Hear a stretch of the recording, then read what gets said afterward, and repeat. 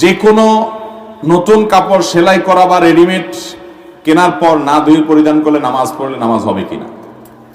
নতুন কাপড় বাজার থেকে কিনে আনছেন, এটা পরে নামাজ পড়লে নামাজ হবে? আপনাদের কি মনে হয়, হবে নাকি হবে না? হবে না, মিশ্র অনুভূতি। যারা হবে না বলতেছেন কারণ কি বলেন?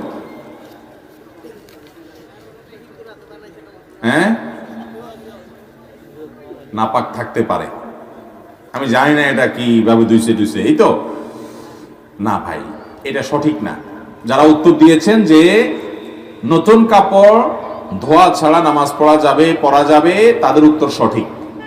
হ্যাঁ, স্বাস্থ্যগত কারণ বিবেচনা করে আপনি ধুইলেন সেটা ভিন্ন কথা, যে মার খসখসে অথবা জীবাণু থাকতে পারে ইত্যাদি ইত্যাদি, সেটা ভিন্ন বিষয়। বাট পবিত্র অপবিত্রতা যদি প্রশ্ন তোলেন, তাহলে আমি বলবো একটা কাপড় বাজার থেকে কিনে আনছেন কিংবা সেলাই করে আনছেন দর্জির দোকান থেকে বা রেডিমেড কিনে আনছেন, এই কাপড় পরে আপনি ডাইরেক্ট নামাজ পড়তে পারবেন, এটা ধোয়া কোনো জরুরি না, বিশেষ করে যদি ওইটাতে কোনো নাপাক দেখা না যায়। কারণ কোনো নাপাকের আলামত যদি না থাকে, গন্ধ নাই, নাপাক দেখা যায় না, তাহলে ওটা পাক। অহেতুক সন্দেহ করে খুঁতখুঁতের স্বভাবের কারণে ওটাকে নাপাক ধরা যাবে।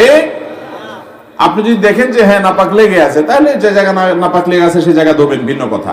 কিন্তু কে ধুইছে, কোত্থেকে ধুইছে, আদৌ ধুইছে কিনা, এটা পাক না নাপাক, যেহেতু নাপাকের কোনো আলামত নাই, অতএব এটাকে পাক ধরবেন। কথা কি বুঝাতে পারছি? বিধায় নতুন কাপড় অথবা সেলাই করে আনছেন দর্জি দোকান থেকে, সেই সমস্ত কাপড় চোপড় এগুলো আপনার সরাসরি পরা যাবে, নামাজ পড়া যাবে, কোনো অসুবিধা নেই। তবে ধুয়ে নিতে পারলে স্বাস্থ্যগত দিক থেকে নানা দিক থেকে ভালো হতে পারে, সেটা ভিন্ন বিষয়।